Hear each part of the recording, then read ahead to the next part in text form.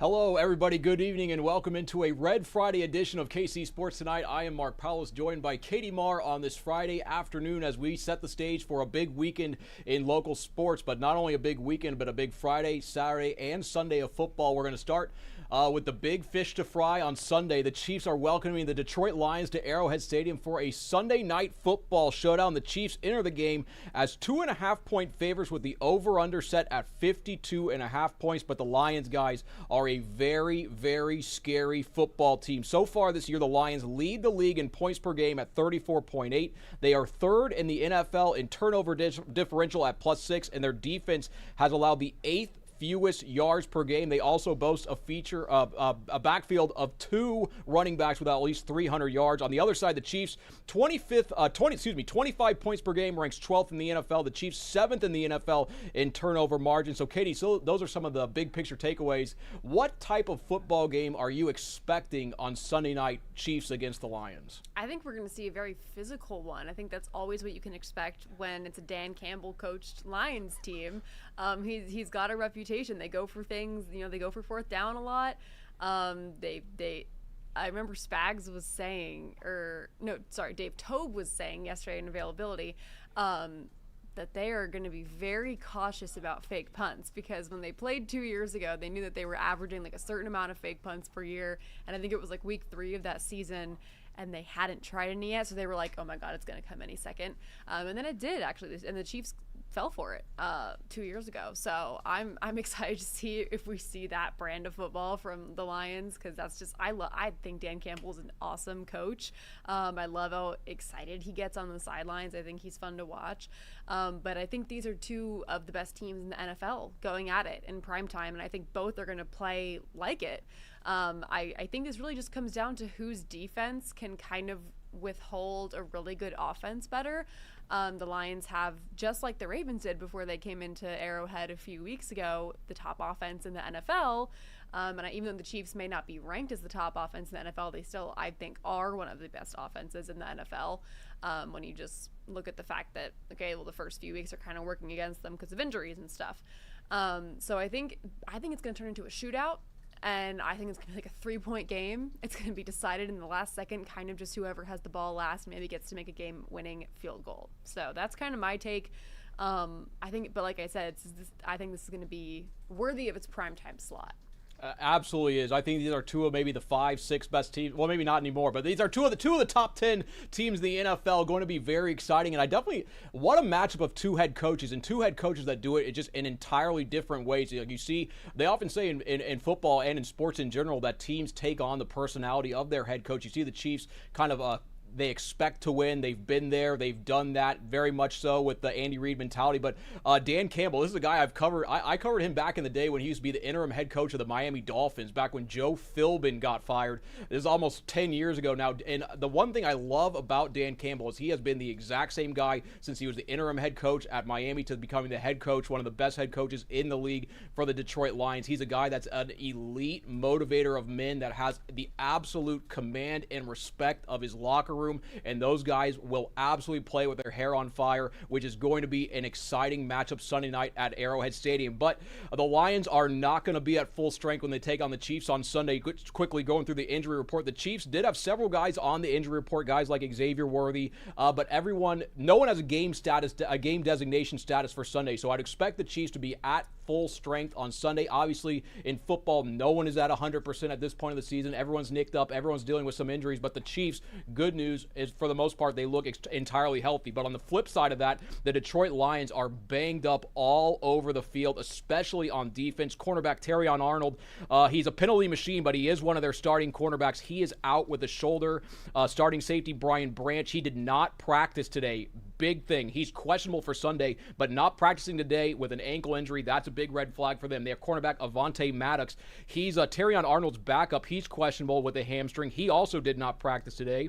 One of their backup linebackers is out with a hamstring. They just have, when the other safeties, Kirby Joseph, he wasn't a knee. He has a knee injury. He is questionable. He did not practice all week, so I would assume that means he's not going to play. So, Katie, when we're hearing about all these injuries in the defensive backfield for the Detroit Lions, as a Chiefs fan, the Chiefs fans got to be feeling pretty good. What do you make of all these injuries for Detroit?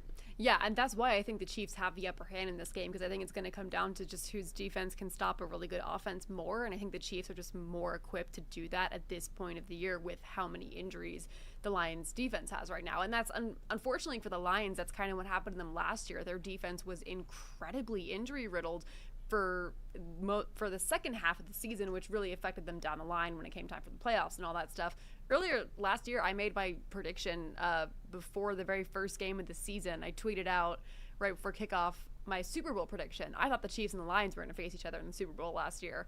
And then I think that was my prediction also. Yeah, and it was a smart one. We didn't know that all the defensive players on the Lions were going to fall apart. So could that have been the case? I think it would have, obviously, because I made that guess.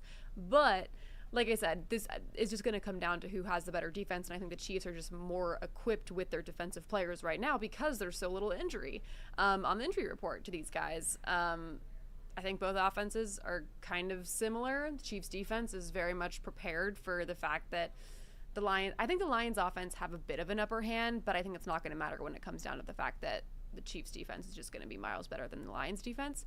But like I said, 1-2 punch that you don't see anywhere else in the NFL is Jahmyr Gibbs and David Montgomery, and the Chiefs Spags knows that.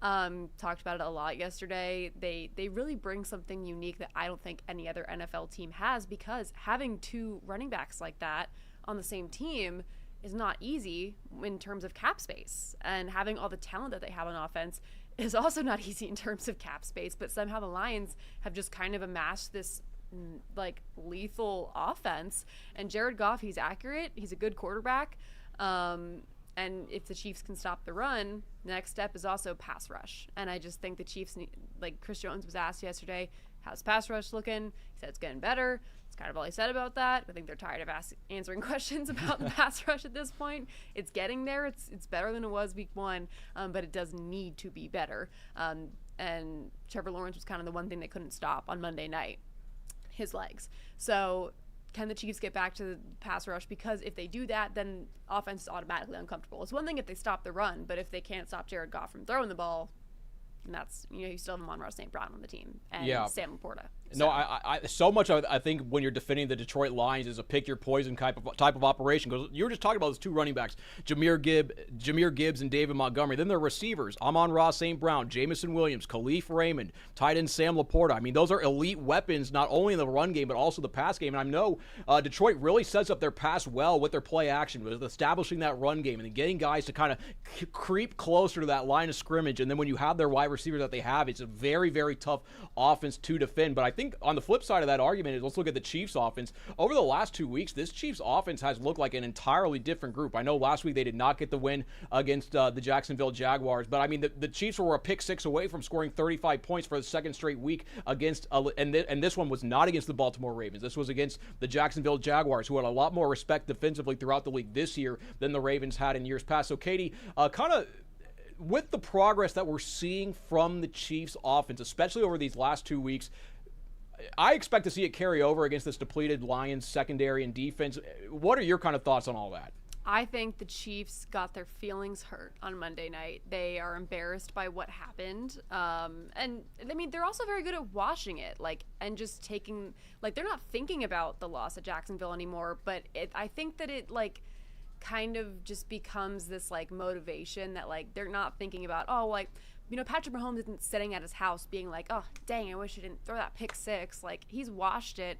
But I think that Andy Reid has just kind of instilled this winning culture of, just learn from those mistakes. Don't dwell on them, but learn from them. And, Chris Jones, he had his own mistake that I'm not going to say led to it, because we don't know if he actually would have gotten Trevor Lawrence down. And there were other guys in the field that probably could have gotten Trevor Lawrence down.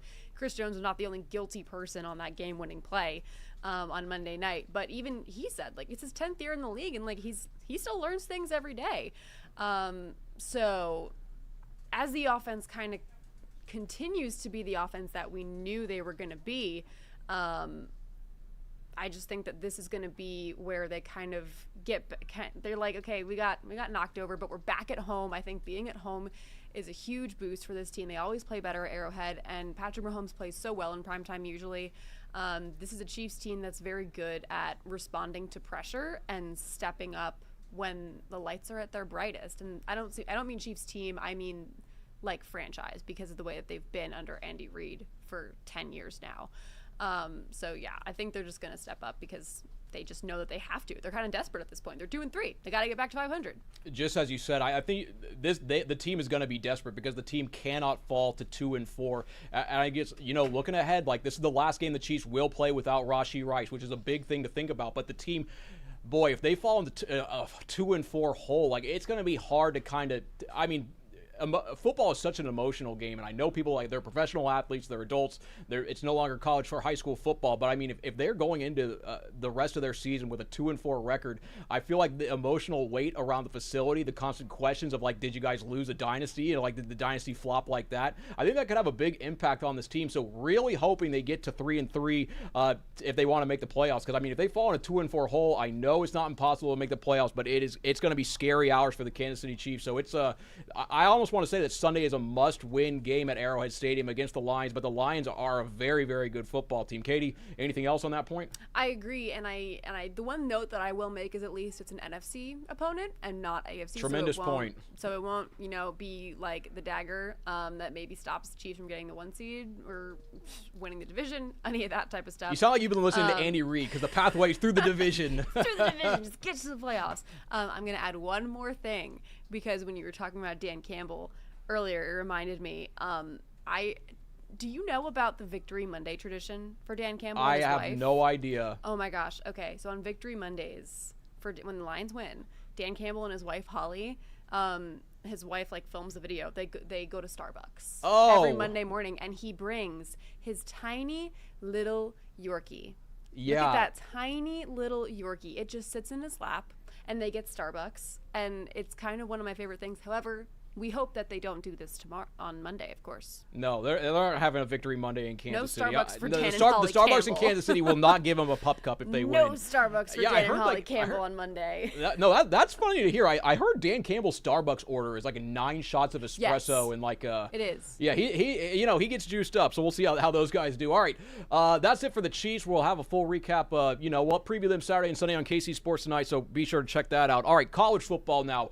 Big one out there tomorrow morning in Columbia. Actually, all 3 local teams this week are playing on national television, but the very first one is going to be number 8 Alabama at number 14 Missouri, an 11 a.m. kick out there in Como. The Tigers opened as 5.5-point underdogs, but the line has shifted to 2.5. Missouri coming into this game off the bye week, meaning they had 2 weeks to prepare for Alabama. They have Missouri has one of the best running backs in the entire country, and Ahmad Hardy, the transfer from Louisiana Monroe. But on the other side, Alabama quarterback Ty Simpson has really been playing well this year for the Crimson Tide. He has 13 touchdowns and just 1 pick on the season. Now, Alabama started the season week 1. They lost to Florida State. They really did not look ready to play. They just didn't look like a team that was ready to play a real-life football game, and they lost. But then after that, they beat UL Monroe, Wisconsin, who is not very good. They beat Georgia, who is pretty good, and they also just beat Vanderbilt I believe at home. So, Katie, there's no other way to say it. This is going to be a measuring stick for the Missouri Tigers program, for Coach Eli Drinkwitz, just where they stand in the world of college football.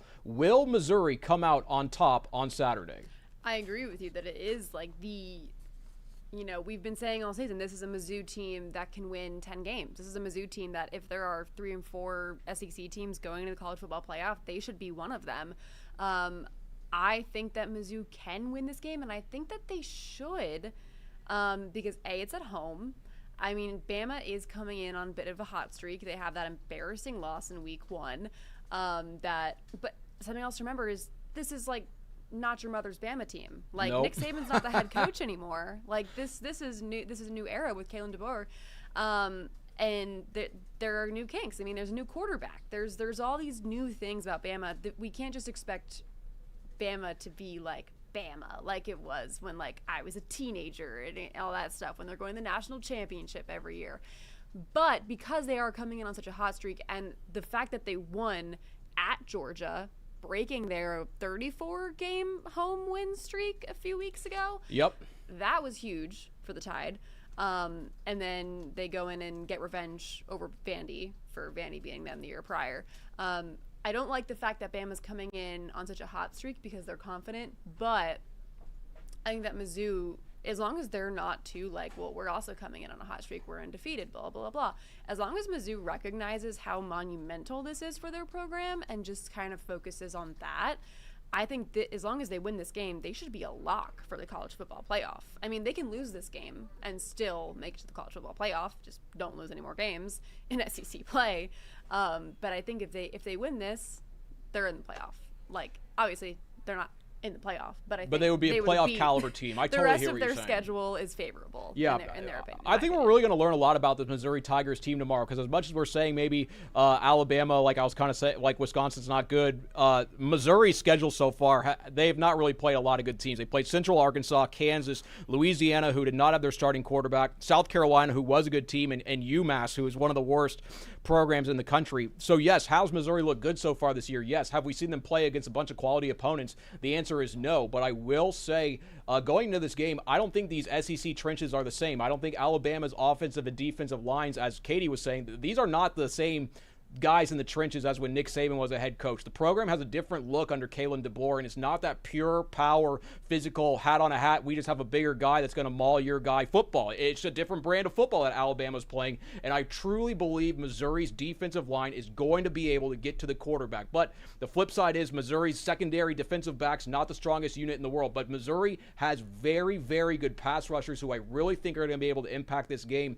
But this game opened as a 5.5-point favorite for Alabama. The line has since moved to 2.5. I think that really shows you a lot of people around this country they've seen what Missouri can do, and they're believing in it. One thing that Missouri has that, I mean, it really does translate to big games is a rushing attack. Sometimes you can't always count on a passing attack. If wide receivers drop balls, if a quarterback comes under pressure, it's kind of hard to complete some of those passes in big games. But in a big game, you can lean on a run game, and that's certainly something that Missouri has, not only with Ahmad Hardy, but also with Jamal Roberts. So very excited to see how this one all plays out on Saturday. We're going to have Neil Jones out there. Should be an exciting one out there in Como. Katie, you have anything else on that game? No. Yeah, no, that's going to be a good game, but it's not the only good game that we have here in our viewing area this week. We also have Kansas going on the road to take on number 9 Texas Tech. This game will also be played on national TV, so a huge spotlight opportunity for Lance Leipold, Jalen Daniels, and the Kansas Jayhawks. This game kicks off at 6:30 p.m. down in Lubbock. Now, this is something that truly, truly surprised me. I know Kansas is not ranked. They've had some losses this year. I know Texas Tech is undefeated, but Texas Tech is a 14.5-point favorite against the Kansas Jayhawks. And I think you could make an argument this year that Texas Tech has not played anyone. They have wins against Arkansas, Pine Bluff, Kent State, who is one of the worst programs in college football, Oregon State, who I believe is still winless, Utah, and Houston. So, Katie, I'm not sure if KU is going to win this game, but I really would expect it to be closer than 14.5 points. What are your thoughts on all this? I agree. When you told me 14.5 before, I was like, what? Yeah. I think that KU's strong suit is their offense right now, so I think that giving it a 14.5-point spread is just disrespectful to Jalen Daniels. I mean, I know KU doesn't have much of a rushing attack right now, but I think Jalen Daniels is going to put the team on his back here. Do I think KU will win? I don't know. But like you said, Texas Tech is not, I don't think Texas Tech is as good as number 9 in the country. I think they're one of the best in the Big 12. I think that KU could very much play spoiler. And it really just comes down to how well their D-line can do against Jalen Daniels. How uncomfortable can they make him? Because if Jalen Daniels is able to play comfortably and find his targets, then this is going to be a very close game. Either way, I don't think it's going to be a 2+ score game. Like, if I were a betting woman, like, I would absolutely take KU to cover no matter the result there, because I think that's just way too huge of a spread, in my opinion. But like I said, Texas Tech is, if they can pull off this win, they're right back in the Big 12 race. I mean, KU only has 1 loss in Big 12 play. I think that no team's going to get through Big 12 play this year unscathed and just go undefeated. So I think it's going to be yet again another kind of just cluster of like who can get the least amount of losses, and the weird tiebreakers and all that fun stuff. KU is a team that can compete for a Big 12 title if their defense can get back to tackling. Like, I thought they were tackling really well for the first few weeks of the season, and then Cincinnati, that just like fell apart. They just couldn't tackle to save their lives. And then it also just comes down to the turnover battle. Jalen Daniels doesn't turn the ball over.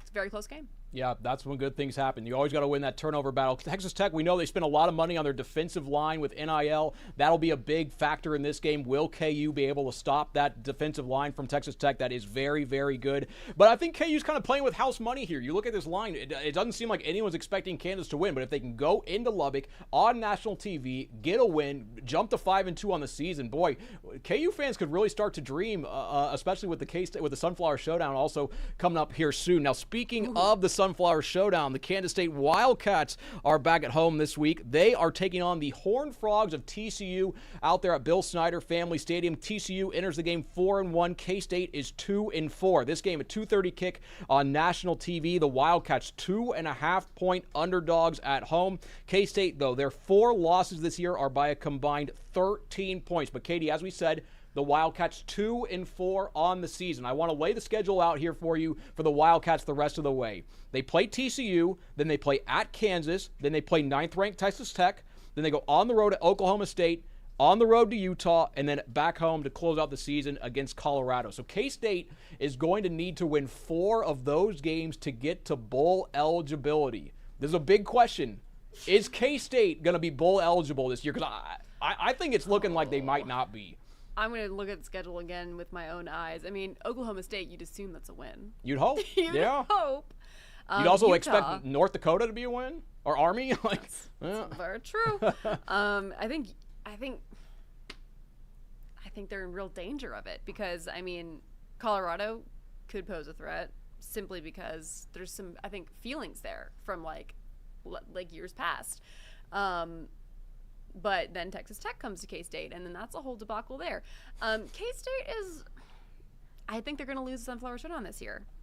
Unless that's where they decide to turn the lights back on because it's a rivalry game. And I'm going to preface that by saying rivalry games, you never know. Like, all bets are off. Like, absolutely. Every year, when I was 16 years old, I'd be like, Alabama and Auburn are playing. Bama's 11-0 on the season, and Auburn is 5-6, and then Auburn comes in there and beats them because it's a rivalry game. You never know in college football what's going to happen. Same thing when, like, sometimes the Raiders almost beat the Chiefs. Like, you never know what's going to happen in a rivalry game. I think K-State's in big danger. They needed to win at Baylor last week. And when I saw that there were 30 seconds left on the clock and K-State just needed a field goal to get it, I almost just knew that they weren't going to. This team just hasn't solved its problems yet. Dylan Edwards is questionable to play this week, so we don't know if they're going to have that. They play better when Dylan Edwards is on the field, but we don't know if he's going to be for who knows how long, because we also don't know that much about his injury to begin with. Mm-hmm. K-State, honestly, I would have said that going into this season, they had an extremely favorable schedule. They should have beat UCF, which they did. They should have beat Baylor, which they didn't. They need to beat TCU because TCU, I think, is a kind of like in the middle of the pack in the Big 12. But I think that's a game that K-State should be able to, okay, well, we're also kind of sort of in the middle to the bottom of the pack. Like, let's, I think there's going to be a massive, massive crowd, as always, for K-State. I mean, even coming into their last home game when they hosted UCF, like, everyone was down on the Cats at that point. They just lost to Arizona in a horrible way, and it was still a sellout. So I think the crowd, like, K-State always plays better at home, so hopefully that should power them. But all in all, I think they're in real danger of not making a bowl this year because they should be winning against Oklahoma State. They should be winning against Utah. I don't know if they're going to now, though, because they haven't solved what we need them to solve.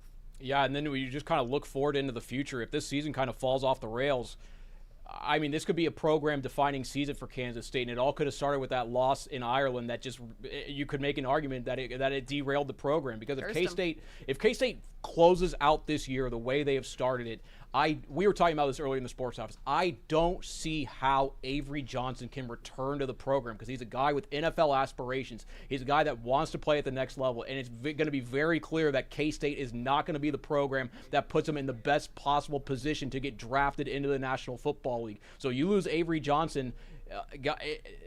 If they lose on Saturday and drop the 2-5, and then the team loses the buy-in and the season falls apart, the season falls off the rails, next year could be even worse. And I just want to warn K-State fans, like, the K-State needs to win on Saturday just for the program's sake. Katie, what do you think about that? Yes, I agree. And And I wrestle back and forth with what I think Avery Johnson's future is, because I kind of covered him when I was back in Topeka.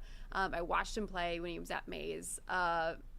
Covered him obviously when he got to K-State.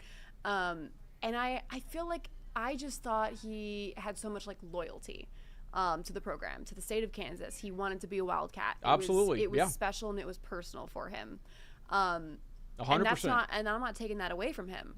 But at this point, this program is not fulfilling his needs. He needs to be somewhere where there's an offense that can be properly designed for his talents. And they're not designing an offense properly for his talents. The way that it's being ran right now is not what you expect out of Avery Johnson. You don't tell Lamar Jackson not to run because you're scared he's going to get hurt. You let him make magic. That's what Avery Johnson was recruited to do. He hasn't been able to do that this season under a first-year full-time offensive coordinator. It's tragic to me when I look back at the fact that Avery and Colin Klein together as an OC quarterback duo would have been so fun to watch. And we kind of we got that for one season when he was a backup, but then he ran in 5 touchdowns against Texas Tech. But we've kind of been robbed of that. It's kind of sad to think about what could have been. No, I definitely think there's going to be some offensive coordinators, some head coaches from other programs this year are in the offseason. They're going to text Avery Johnson. They're going to call his high school coaches. They're going to call his parents and going to say, hey, you see this video of Avery from his freshman year? Well, we're gonna recreate that next year, and we're also going to have a fat NIL check for him. And that's going to be a very tempting offer, and especially if K-State... Purple Lamborghinis. Yeah, if K-State can't figure out a way to turn their season around, I mean... why would he want to come back? And outside of loyalty, you gotta in this day and age, you gotta give players a reason to come back, because they can always leave. And I mean, K-State, are they giving players a lot of reasons to come back? On the outside looking in, it doesn't look so. All right, Friday night, we have Friday Night Blitz. We have a great slate of games today. It's week 7 of high school football in Missouri, week 6 in Kansas. Neil Jones is at our game of the week, an absolute clash of the Titans. 6-0 Liberty taking on 6-0 Blue Springs South. That is going to be one heck of a game. Must lose. Yeah, one must lose. We're going to see what happens out there. Liberty North, another program taking on Lee Summit North. That's going to be a great game. Let's see, St. Pius X crossing over the state line. I love the crossover games. Taking on Bishop Miege. Rockhurst crossing over into Kansas. They're taking on St. Thomas Aquinas. And a couple good matchups over on the Kansas side that Katie's going to be at. Olathe West taking on Mill Valley. Mill Valley looks phenomenal so far this year. They did lose to Lee Summit North, but they look pretty good. And then Basler Linwood taking on Tonganoxie. Basler Linwood 5-0, Tongi 4-1. Katie, another big night of high school football. What do you think? I'm excited to go to Mill Valley for the first time because covering sports in Northeast Kansas, I always heard a lot about Mill Valley, and I never covered Mill Valley, so I'm excited to see their football program in action. They have a beautiful turf field. They have a very, very fast quarterback. They have a good thing going out there in Western Shawnee. Olathe West, though, good start to the year. Good to see how I'm excited to see how they're going to play tonight. Also, some other games. Pittsburgh from Kansas is coming up to the Northland. They're going to take on Smithville up there in the Ville. Fort O going on the road to Raytown. Raytown is 5-1, guys. Shout out to those kids out at Raytown. A great season for them. And also St. James Academy. What a season they're having. They're going on the road at Blue Valley North. Blue Valley North. It's their homecoming game, but they have an interim head coach coaching them the rest of the way. Interested to see how that group of guys responds for the rest of the way. But we'll have all the answers for you coming up tonight on Friday Night Blitz with our game of the week and also our great high school coverage. So that's all we have here on this edition of KC Sports Tonight, but we will see you tomorrow over the air at 10:35 p.m. Thanks, guys.